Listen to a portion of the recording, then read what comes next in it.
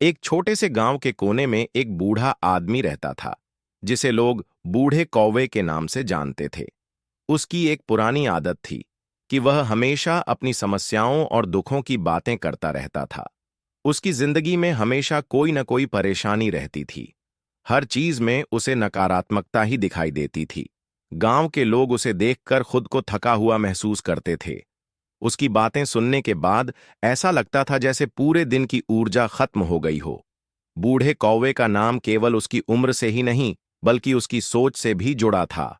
उसकी सोच इतनी संकीर्ण और निराशाजनक थी कि वह हमेशा किसी न किसी कारण से शिकायत करता रहता था। उसके बारे में यह कहा जाता था कि अगर आप उसे सुनने बैठ जाएं, तो यह तय नहीं होता कि आप हंसेंगे या रोएंगे, क्योंकि उसकी हर बात में एक गहरी उदासी छिपी होती थी। वह मानता था कि जीवन में कोई अच्छा नहीं हो सकता, सब कुछ अंततः दुख ही लेकर आता है।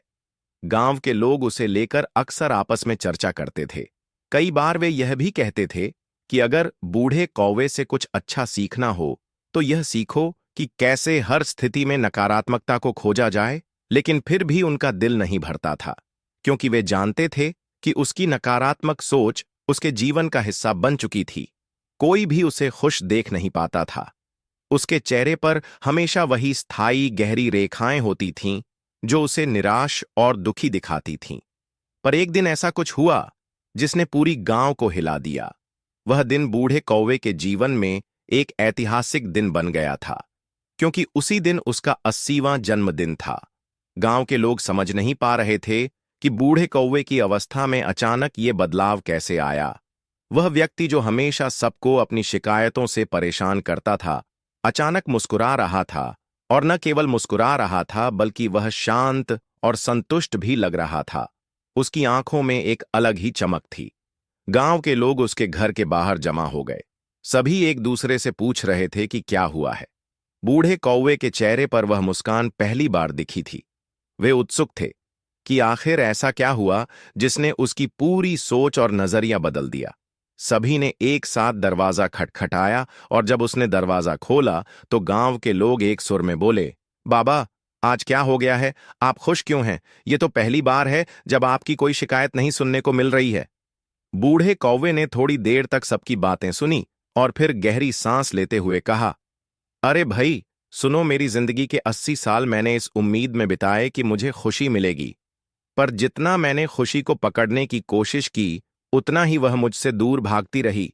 हर चीज में खुशी ढूंढी, लेकिन जब वह नहीं मिली तो मैं और दुखी हो गया। मैं समझने लगा था कि शायद मेरी किस्मत ही ऐसी है। वह रुका और फिर बोला, लेकिन उस दिन मैंने एक नई सोच अपनाई। मैंने सोचा कि क्यों ना मैं खुशी के पीछे दौड़ने के बजाय जीवन को वैसे ही स्वीकार करूं जैसा वह है।